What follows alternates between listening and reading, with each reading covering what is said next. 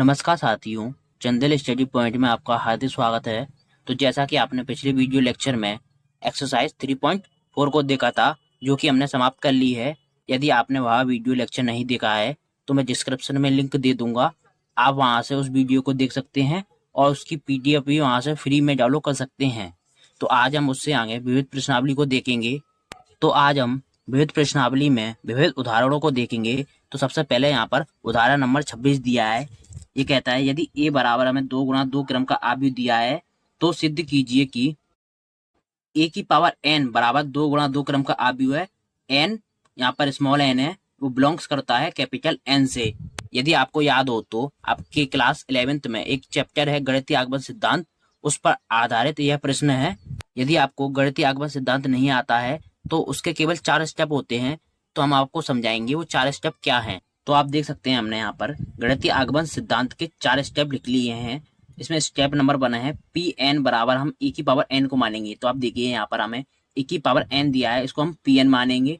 Step 2 में हम n बराबर a के लिए सिद्ध करेंगे। जब हम यहाँ पर n बराबर भर रखेंगे तो हमारे ये सिद्ध हो जाएगा।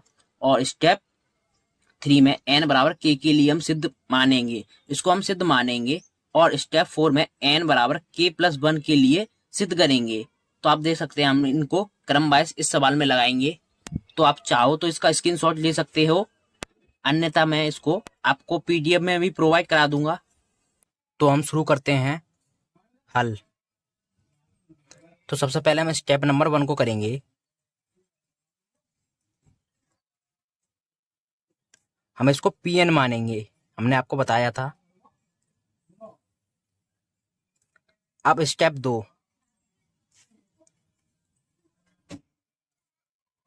n बराबर 1 के लिए सिद्ध करेंगे। तो आप देखिए P यहाँ पर n की जगह हम 1 रख देंगे। तो आप देख सकते हैं यहाँ पर a, यहाँ पर भी n है तो यहाँ पर भी 1 आ जाएगा। cos यहाँ n है, यहाँ पर भी n है और यहाँ पर भी n है और यहाँ पर भी n है, तो इन सब जगह 1 आ जाएगा। 1 थीटा साइन 1 थीटा, इसी प्रकार माइनस साइन 1 थीटा और कॉस 1 थीटा। तो आप यहाँ पर देख सकते हैं P1 बराबर a की पावर 1 बराबर, यदि मैं 1 का गुणा थीटा में करूंगा तो ये थीटा ही रहेगा, तो कॉस थीटा। इसी प्रकार ये आ जाएगा साइन थीटा, ये आएगा माइनस साइन थीटा और ये हो जाएगा कॉस थीटा। तो आप यहाँ पर देख सकते हैं हमने यहाँ पर स्टेप 2 में n बराबर 1 लेके चले हैं। तो आप देखिए यहाँ पर ये हमारा जो हमें a आव्यूह दिया था इसके बराबर आ गया है, तो n बराबर 1 के लिए परिणाम सत्य है। तो आप देख सकते हैं हमने यहाँ पर लिख दिया है। अब हम स्टेप नंबर 3 को देखेंगे। हम n बराबर k के लिए सिद्ध मानेंगे।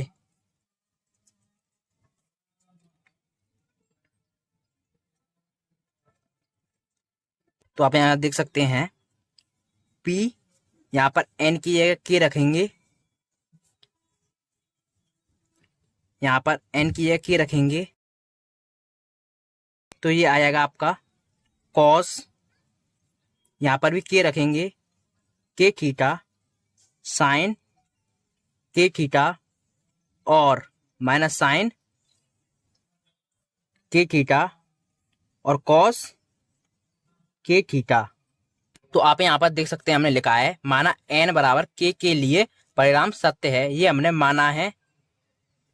अब हम स्टेप नंबर 4 की ओर चलेंगे। n बराबर k+1 के लिए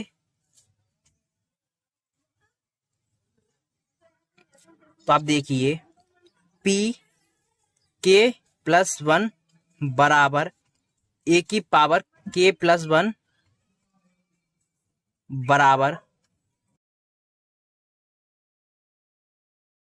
कॉस, हम n की जगह के प्लस 1 रखेंगे, ये आपको बगल में स्क्रीन पर भी दिख रहा होगा, साइन के प्लस 1 थीटा और माइनस साइन के प्लस 1 थीटा और कॉस के प्लस 1 ये थीटा। तो आप यहाँ पर देख सकते हैं हमने n बराबर के प्लस 1 सभी जगह पर रख दिया है। अब हम यहाँ पर इसको सिद्ध करेंगे, हम इसको लेके चलेंगे और इसको सिद्ध करेंगे। तो हम यहाँ पर LHS लेते हैं, तो LHS में हमारा है p के प्लस 1, या इसी को हम लिख सकते हैं a की पावर k प्लस 1। तो आप देखिए a की पावर k प्लस 1, इसको मैं लिख सकता हूं a की पावर k इंटू a की पावर 1। ये हमने इसलिए लिखा है क्योंकि हमने a की पावर k का मान निकाला था और a की पावर 1 का मान निकाला था। तो आप देख सकते हैं, तो a की पावर 1 का मान ये रहा और a की पावर k का मान ये रहा। तो हम इन मानों को रखते हैं, तो आप देख सकते हैं हम यहाँ पर a की पावर k का मान रखते हैं इनटू, यहाँ पर बीच में गुणा लगा हुआ है, और a की पावर 1 का मान रखते हैं। यदि आपको ये समझ में नहीं आया है कि a की पावर k प्लस 1 ये कैसे हो गया, तो आप समझिए यहाँ पर यदि हमें एक्स स्क्वायर होता है तो हम इसको लिख सकते हैं x इंटू एक्स। ये कैसे हुआ तो आप समझिए, यहाँ पर x की पावर को हम 1 मान सकते हैं इंटू x की पावर को 1 मान सकते हैं। तो आप हमेशा ध्यान रखना, जब भी यहाँ पर ये आधार समान हो तो घातें जुड़ जाती हैं। तो बराबर देखिए आप x और एक घात और एक घात ही हो जाएगी आपकी 2 घात। तो हमने यहाँ पर इसी प्रकार इसको सॉल्व किया था, a की पावर k प्लस 1 बराबर a की पावर k इंटू a की पावर 1। तो हमने आपको अभी बताया है यहाँ पर आधार समान है ये हमारे, तो हमारी पावरें जुड़ जाएंगी, तो k प्लस 1। तो इस प्रकार हमने इसको ये लिख दिया। तो आप यहाँ पर देख सकते हैं हमने यहाँ पर a की पावर k का मान रख दिया है और a की पावर 1 का मान रख दिया है। ये आपको बगल में स्क्रीन पर भी दिख रहे होंगे। तो आप यहाँ पर देख सकते हैं a की पावर k प्लस 1 बराबर चल रहा है ये। अब इनके बीच में गुणा का निशान लगा हुआ है, तो हमने आपका अवयव का गुणा सिखाया था, अब हम इनका गुणा करेंगे। तो आप देखिए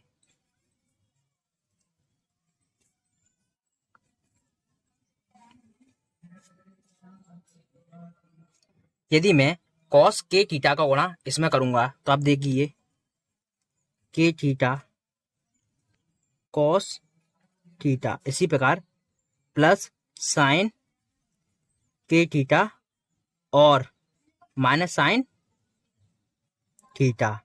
इसी प्रकार इस पंक्ति का गुणा इस स्तंभ में करूंगा, कॉस के थीटा साइन थीटा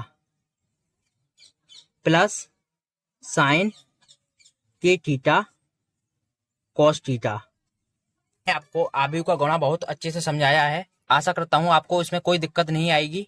इसी प्रकार हम दूसरी पंक्ति का गुणा इसके पहले स्तंभ से करेंगे और दूसरी पंक्ति का गुणा इसके दूसरे स्तंभ से करेंगे। तो आप करते हैं माइनस साइन के थीटा कॉस थीटा, इसी प्रकार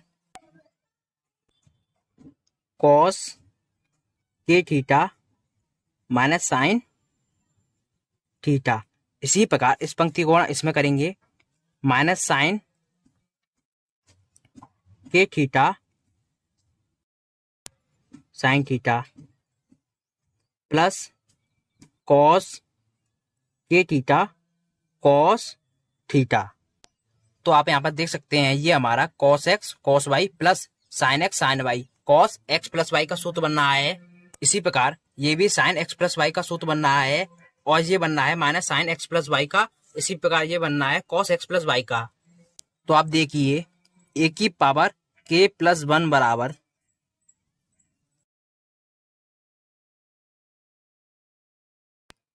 कॉस थीटा प्लस के थीटा, इसी प्रकार साइन थीटा प्लस के थीटा, इसी प्रकार माइनस साइन थीटा प्लस के थीटा और कॉस थीटा प्लस के थीटा।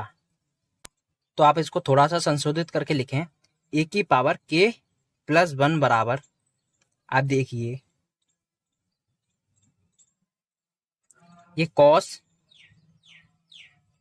इसमें से मैं थीटा को कॉमन ले लूंगा तो ये हो जाएगा के प्लस 1 थीटा। इसी प्रकार साइन के प्लस 1 थीटा और ये हो जाएगा माइनस साइन के प्लस 1 थीटा और कॉस के प्लस 1 थीटा। तो आप यहाँ पर देख सकते हैं ये हमारी RHS है।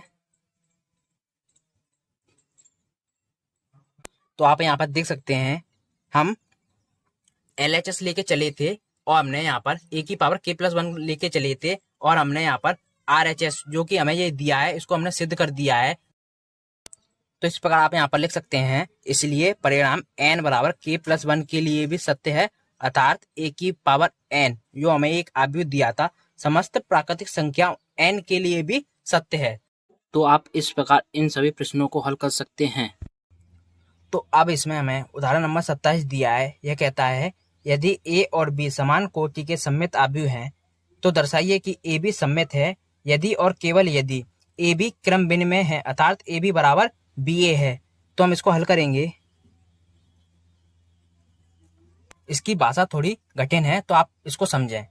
हमें प्रश्न में कहता है ए और बी समान कोटि के सममित आव्यूह हैं, तो हमने आपको बताया है यदि हम ए का डैश या इसका परिवर्त ज्ञात करें और ये बराबर आ जाए ए के तो ये सममित होता है। इसी प्रकार बी का डैश ज्ञात करें, ये आ जाए बी के तो ये सममित होता है। तो हम इसको समीकरण नंबर 1 मानेंगे और इसको समीकरण नंबर 2 मानेंगे। तो अब हमें यहाँ पर ए बी को सममित सिद्ध करना है।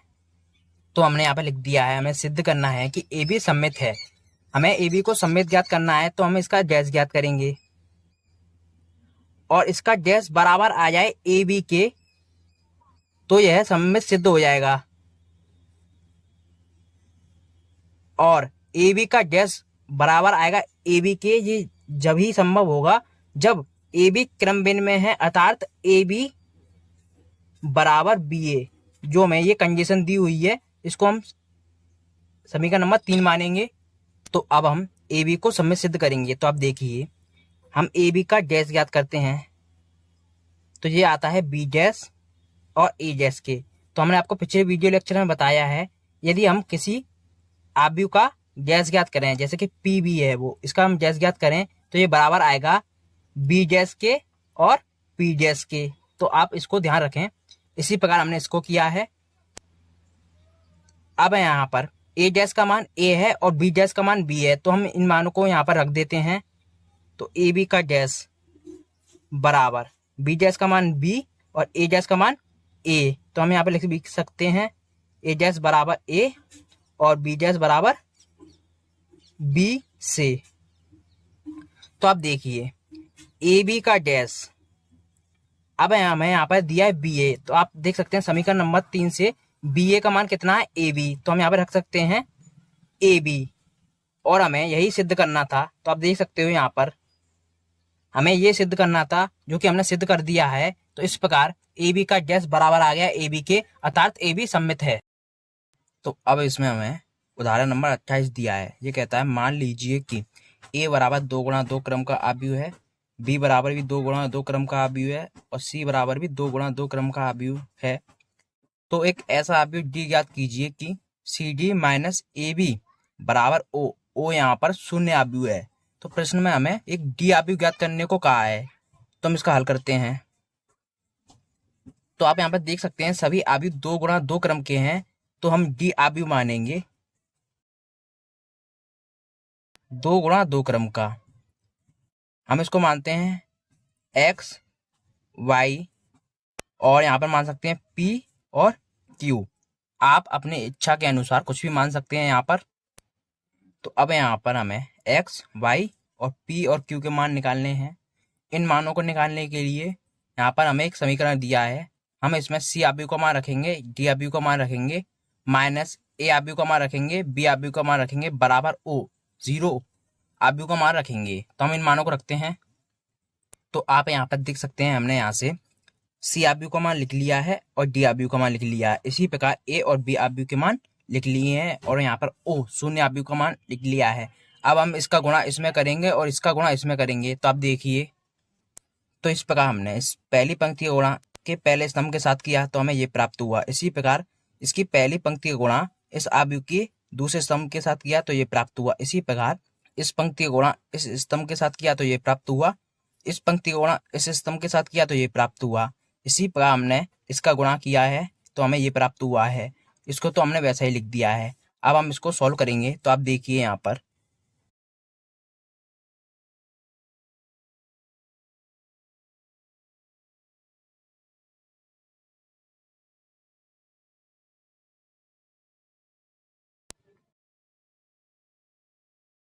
10 में से 7 को घटाऊंगा तो ये आ जाएगा आपका 3। 4 में से 4 को घटाऊंगा ये हो जाएगा 0। इसी प्रकार 15 और 28 को जोड़ूंगा तो ये हो जाएंगे आपके 43। इसी प्रकार मैं 16 और 6 को जोड़ूंगा तो ये हो जाएंगे आपके 22 बराबर शून्य आव्यूह है ये। तो अब हम इस आव्यूह में से इस आव्यूह को हटाएंगे। तो आप देखिए यहाँ पर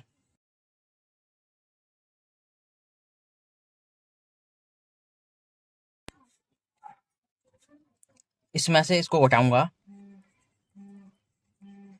ये माइनस का है तो ये माइनस का 3 हो जाएगा। इसी प्रकार इसमें से इसको घटाऊंगा,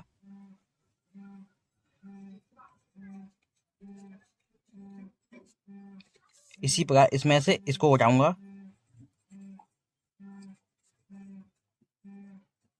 इसी प्रकार इसमें से इसको घटाऊंगा।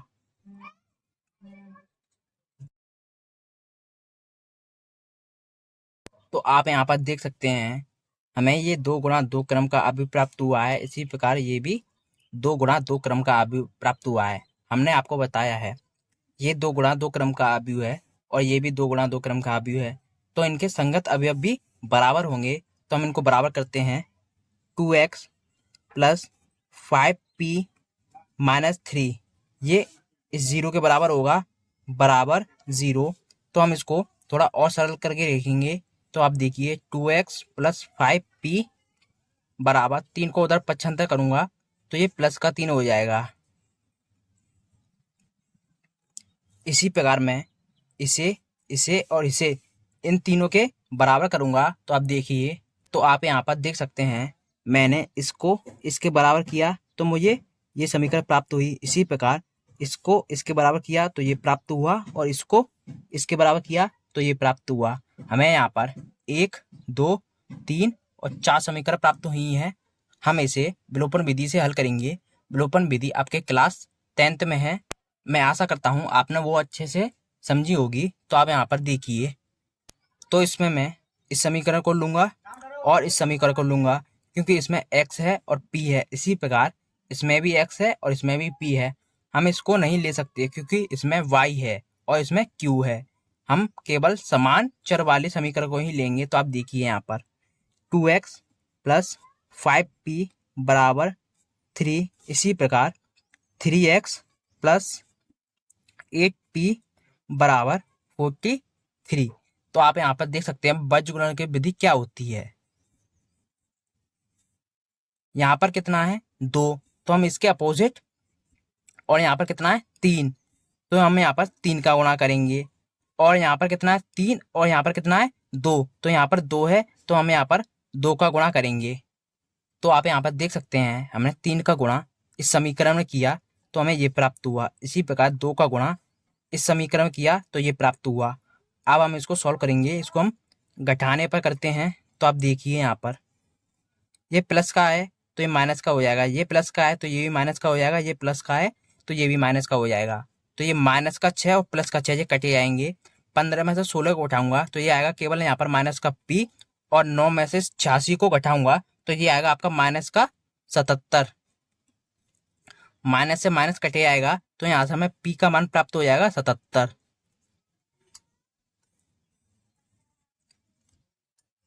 तो अब हम p का मान इस समीकरण में रख देंगे, यहाँ पर इस समीकरण में रख देंगे तो यहाँ से हमें x का मान प्राप्त हो जाएगा। तो मैं इस समीकरण में रखता हूं। तो आप देखिए यहाँ पर 2x प्लस 5 इंटू यहाँ पर p का मान हमने यहाँ पर निकाला है ये, तो हम इसको रखते हैं 77 बराबर 3। तो आप देखिए 2x प्लस, जब मैं 77 को गुणा 5 से करूँगा तो यहाँ पर हमें प्राप्त होगा ये 385 बराबर 3। 385 को उधर पक्षांतर करूँगा और 3 में से घटाऊँगा तो आप देखिए 2x बराबर ये हमें प्राप्त हो जाएगा आपका 382 माइनस का 2 से इसको काटूंगा तो आप देखिए यहाँ से ये हमें प्राप्त होगा 191। तो हमने यहाँ पर x का मान निकाल लिया है। तो आप यहाँ पर इस समीकरण को और इस समीकरण को, इन दोनों समीकरण को हल करके देखना। यदि कोई समस्या आती है तो आप मुझसे पूछ भी सकते हैं कमेंट बॉक्स में। तो मैं यहाँ पर y और q के मान डायरेक्ट रख देता हूँ। तो हमने यहाँ पर y का और q का मान लिख दिया है। तो हमें प्रश्न में डी आव्यूह पूछी थी तो हमने डी आव्यूह मानी थी, वो आव्यूह ये थी। तो हमने यहाँ पर x और y के मान निकाल लिए हैं। तो हम इन मानों को रख देते हैं। हमें x का मान प्राप्त हुआ है -191। इसी प्रकार y का मान ये प्राप्त हुआ है -110। इसी प्रकार q का मान हमें प्राप्त हुआ है 44। तो q ये रहा, तो हम यहाँ पर 44 लिख देंगे। इसी प्रकार हमें यहाँ पर p का मान प्राप्त हुआ है 77। तो हम यहाँ पर 77 लिख देंगे।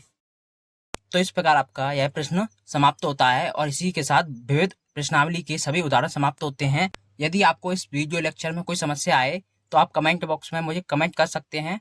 मैं उस समस्या को हल करने की कोशिश करूंगा। यदि आपको यह वीडियो लेक्चर अच्छा लगे तो आप इस वीडियो को लाइक, शेयर तथा चैनल को सब्सक्राइब जरूर करें। धन्यवाद।